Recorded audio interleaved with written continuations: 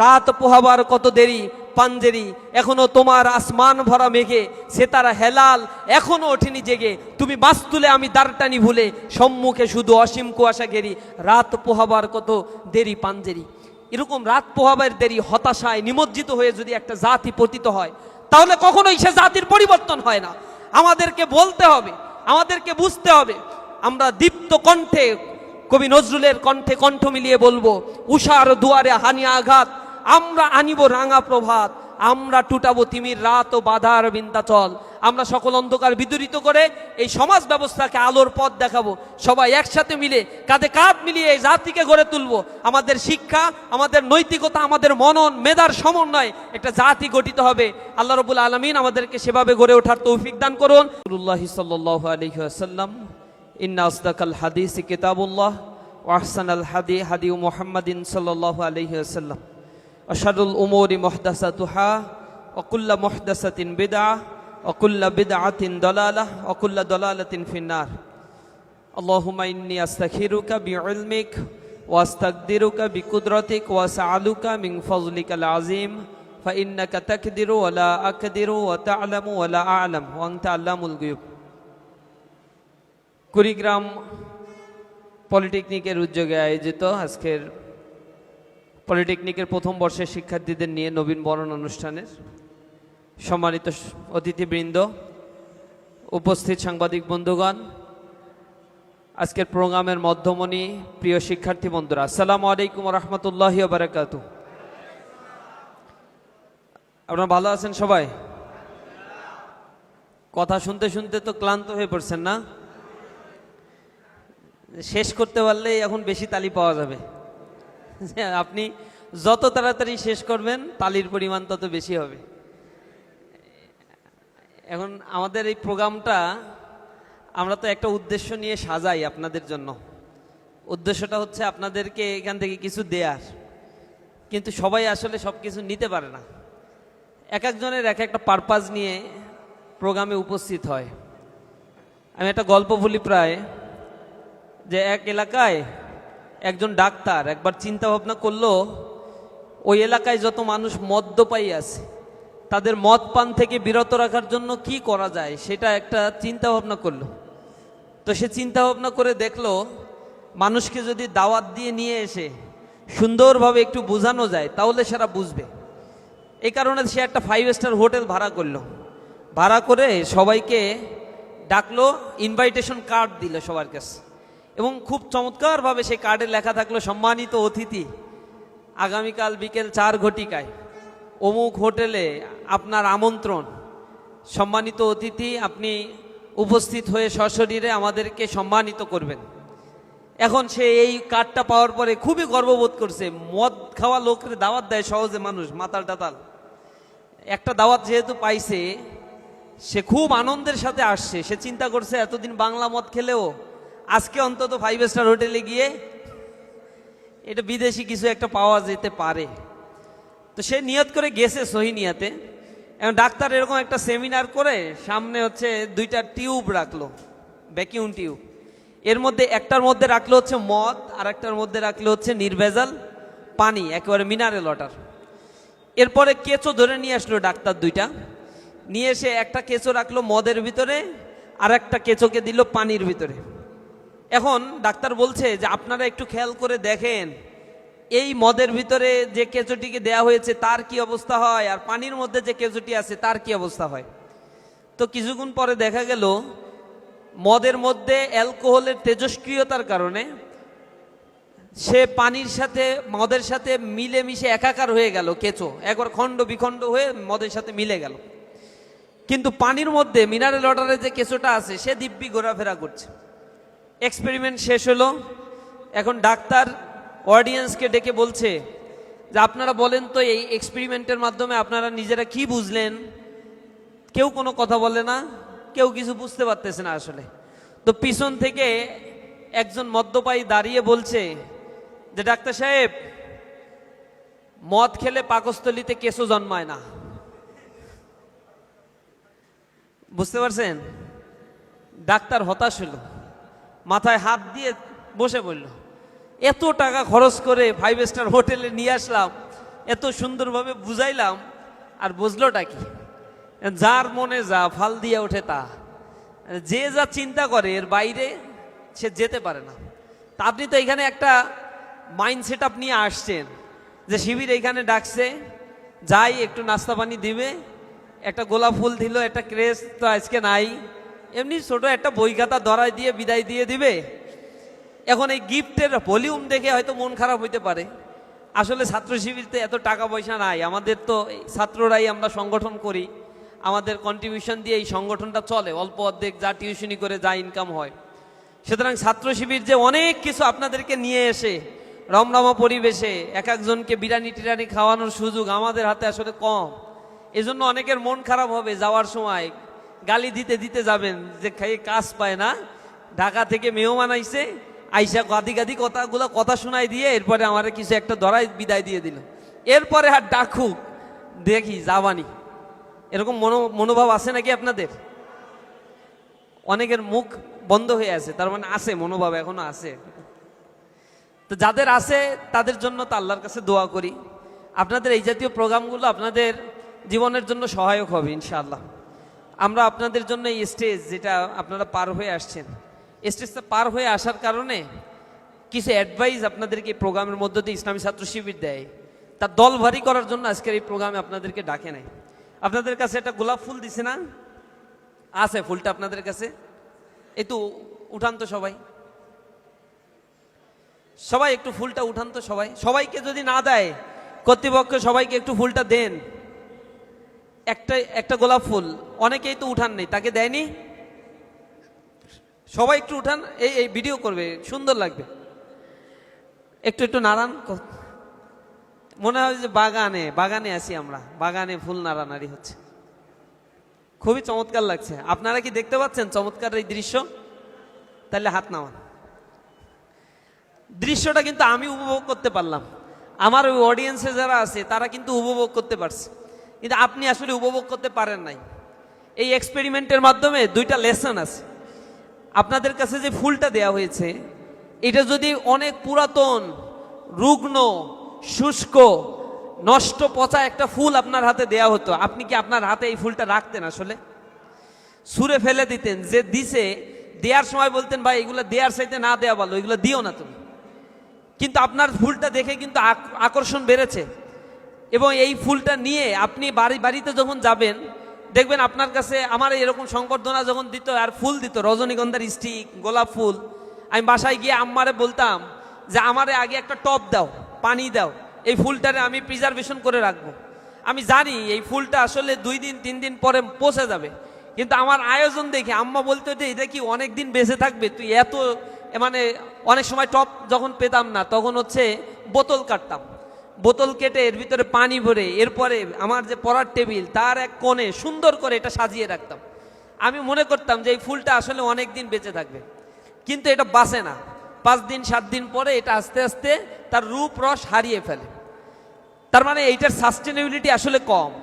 এটা যতক্ষণ পর্যন্ত এর রূপ রস আছে, গন্ধ আছে, অথবা এর সৌন্দর্য আছে, ততক্ষণ পর্যন্ত এই ফুলের প্রতি আমাদের আকর্ষণ আছে। যখন এই ফুলের প্রতি ফুল নষ্ট হয়ে যাবে, আমাদের আকর্ষণটা আস্তে আস্তে এই ফুল থেকে শেষ হয়ে যায়।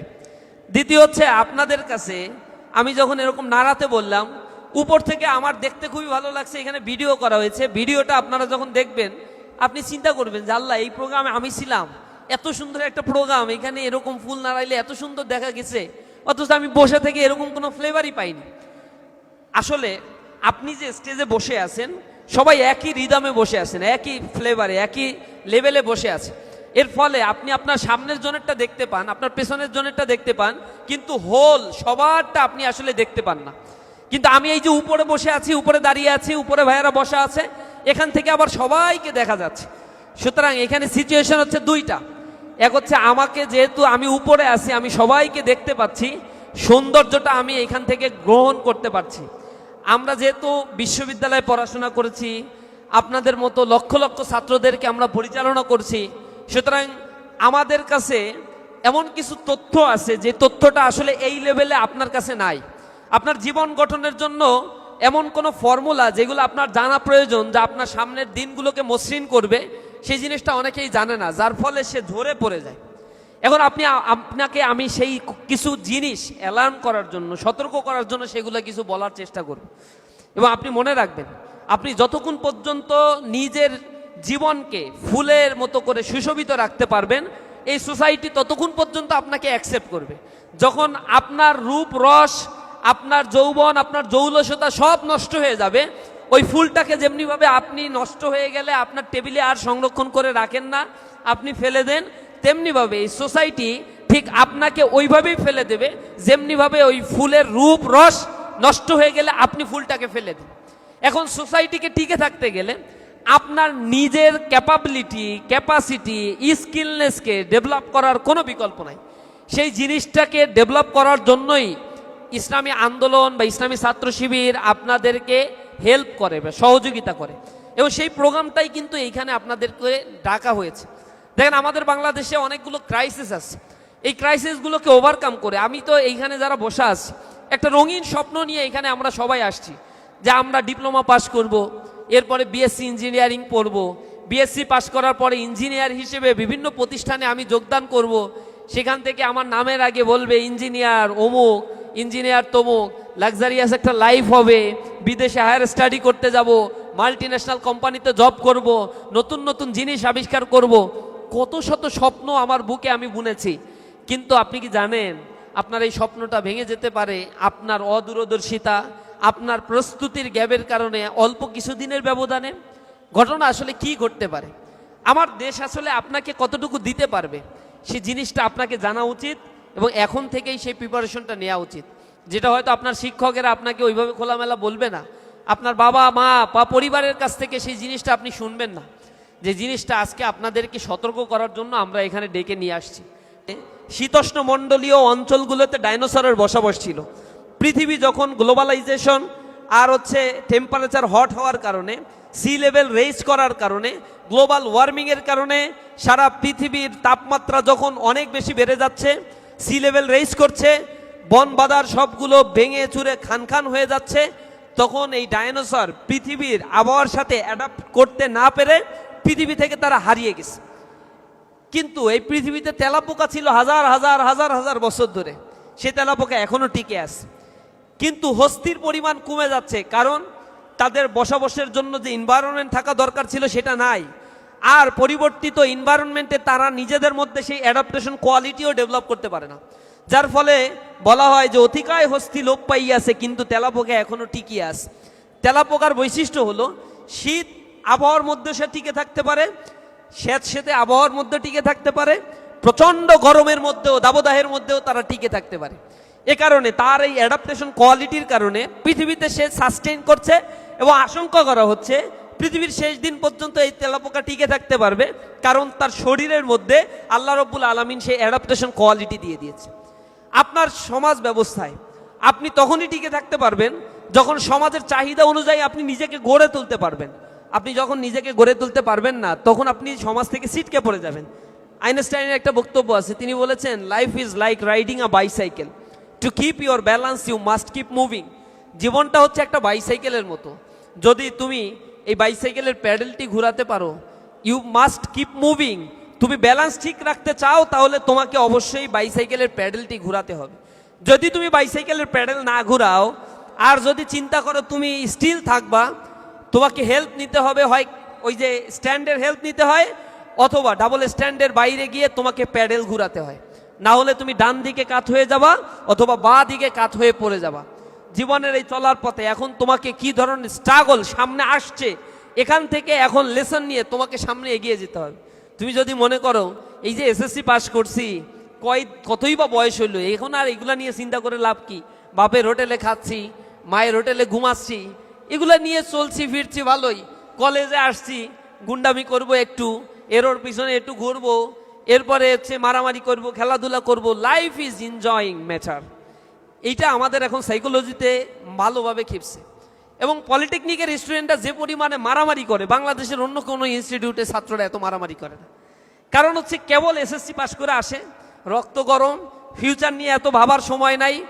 কিন্তু কিছুদিন পরে, 1-2 বছর 3 বছর যাওয়ার পরে রিয়ালিটির ফ্রেমে যখন নিজেকে দেখতে পাবা, তখন বুঝতে পারবা আমার এখন কতটুকু পথ আমি এগিয়ে চলে আসলাম, এখন আমার আসলে কি করণীয় আছে। নিঃসন্দেহে এই পর্যন্ত আসতে গিয়ে তোমাদেরকে অনেক স্ট্রাগল করতে হয়েছে। তোমাদের সাথে যারা ক্লাস 1-এ ভর্তি হয়েছিল, তোমার বাবা তোমার মা যখন তোমাকে হাতে ধরে স্কুল আঙিনা, মাদ্রাসার আঙিনাগুলোতে পৌঁছে দিয়েছিল, তুমি সেই দিনটির কথা হয়তো মনে করতে পারো। তোমার সাথে ওই দিনে তোমার সাথে প্রায় 26 লক্ষ বন্ধু এবং বান্ধবীরা একসাথে ক্লাসে অভিমুখে মায়ের হাত ধরে, বাবার হাত ধরে সেই ছোট্ট শিশুটি যাত্রা শুরু করেছিল। কিন্তু 10 বছরের ব্যবধানে অবস্থা কি হয়ে দাঁড়ালো। নবম শ্রেণীতে যখন সে রেজিস্ট্রেশন করলো তোমাদের সাথে, তোমাদের বন্ধুরা, তখন সেখানে এসে 7 লক্ষ স্টুডেন্ট ঝরে পড়ে গেল। 26 লক্ষ স্টুডেন্টের মধ্যে 19 লক্ষ স্টুডেন্ট তোমাদের সাথে রেজিস্ট্রেশন করতে পারলো। যারা রেজিস্ট্রেশন করেছিল তারা আসলে এসএসসি পরীক্ষা তোমাদের সাথে দেওয়ার মানসিকতা নিয়েই রেজিস্ট্রেশন করেছিল।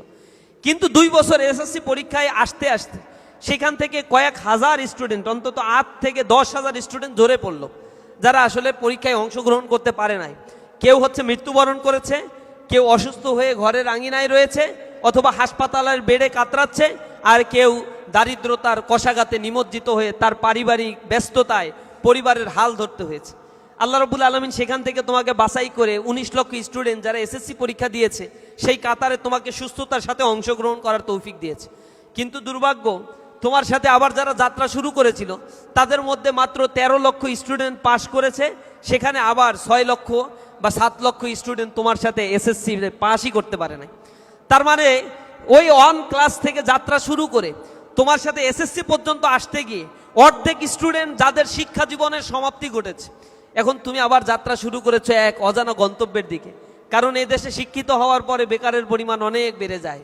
শিক্ষিত হয়ে বাংলাদেশে এখন সরকারি হিসেব মতে 27,04,000 বেকার আছে, বেসরকারি হিসেবে সেইটা বলছে 29 লক্ষ বেকার। আরও কোনো জরিপে বলছে প্রায় 40 লক্ষ বেকার বাংলাদেশে আছে, যারা ডিপ্লোমা ইঞ্জিনিয়ারিং, বিএসসি ইঞ্জিনিয়ারিং, বিশ্ববিদ্যালয় থেকে অনার্স মাস্টার্স পাশ করে আসলে কোনো চাকরি পাচ্ছে না। তাহলে কারা চাকরি পাচ্ছে? অথচ এই বাংলাদেশেই অন্তত 12 লক্ষ আছে বিদেশি নাগরিক, ভারতের নাগরিক যারা বাংলাদেশে চাকরি করছে। চায়নার নাগরিকরা বাংলাদেশে চাকরি করছে। বিদেশ থেকে বড় বড় মাল্টিন্যাশনাল কোম্পানিগুলোতে ইঞ্জিনিয়ার হিসেবে হায়ার করে মেট্রো রেলের প্রজেক্ট চালাচ্ছে, সেখানে টানেল তৈরি করছে। বঙ্গবন্ধু টানেল যেটা করা হলো, মেট্রো রেল প্রজেক্টে, পদ্মা সেতুর প্রজেক্টে শত শত শ্রমিক বিদেশ থেকে নিয়ে আসা হয়েছে। আমার দেশের ইঞ্জিনিয়ার শ্রমিক সেখানে কাজ করতে পারে নাই। অথচ আমার দেশে যে পরিমাণে টাকা লুটপাট করা হয়েছে, বিদেশি সংস্থাকে ধার করা হয়েছে, জাইকাকে ধার করা হয়েছে। জাইকা যখন আমার দেশের বাজেট করছে, তুমি অবাক হয়ে যাবা এই বাংলাদেশ পিছিয়ে পড়ার পেছনে কতটা কারণ আছে। আওয়ামী ফ্যাসিবাদের আমলে 234 বিলিয়ন ডলার এই দেশ থেকে শুধু পাচার হয়েছে। এই পরিমাণে টাকা 240 বিলিয়ন ডলার শুধু পাচার করেছে। বাংলাদেশে যে মেট্রো রেল চালু করছে, এই মেট্রো রেলের তোমরা দেখছো যে একটা বেয়ারিং ভেঙে মানে খুলে পড়ে গিয়ে গতদিন একটা মানুষ, আবুল কালাম নামে একজন ব্যক্তি বাংলাদেশের, সেদিন মারা গেছে। এই মেট্রো রেল প্রজেক্ট চালু করতে গিয়ে যে পরিমাণে টাকা স্যাংশন দেওয়া হয়েছে, এশিয়ার মধ্যে আর কোনো দেশে মেট্রো রেলে এত পরিমাণে টাকা বিনিয়োগ করা হয় নাই। ইভেন ভারতে মেট্রো রেল চালু করা হয়েছে, একই ধরনের প্রজেক্ট, সেই প্রজেক্টে যা খরচ হয়েছে বাংলাদেশে তার চাইতে 5 গুণ বেশি খরচ হয়েছে। এরপরেও বাংলাদেশের বেয়ারিং খুলে খুলে পড়ে মানুষের মৃত্যু হয়। এই হচ্ছে আমার দেশ, 5 গুণ বেশি। এরপরে আবার রিভাইজ বাজেটের জন্য গভর্নমেন্ট এবার জাইকাকে বলছে তোমরা এত বাজেট দিছো কেন। জাইকা কয়দিন পরে আমার দৃঢ় বিশ্বাস তারা ফিডব্যাক দিবে যে তোমার দেশের এমপি মন্ত্রীরা যারা ছিল তারাই তো 5 গুণ বেশি বাজেট আমারে দিতে বলছে। কারণ আমি তো 1 গুণ বাজেট নিয়ে কাজ করবো, আর 4 গুণ তো তোমার ওই মন্ত্রী মিনিস্টাররাই খেয়ে সাফ করে দিবে। এদেশের রাজনীতিবিদের চরিত্রই হচ্ছে এরকম। এরকম পরিমাণে দুর্নীতি করে বিলিয়ন বিলিয়ন ডলার দেশের বাইরে পাচার করেছে, অথচ ইকোনমিক হাব তৈরি করে আমার দেশের কোনো উন্নয়ন ঘটায়নি।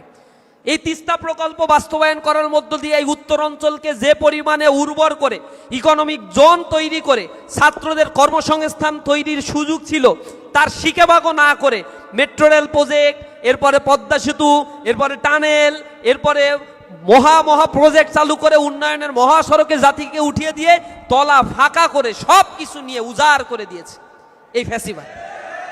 বিনিময়ে কি হচ্ছে? আমার দেশের বেকারের পরিমাণ বাড়ছে, সাস্টেনেবল ডেভেলপমেন্ট হয় নাই।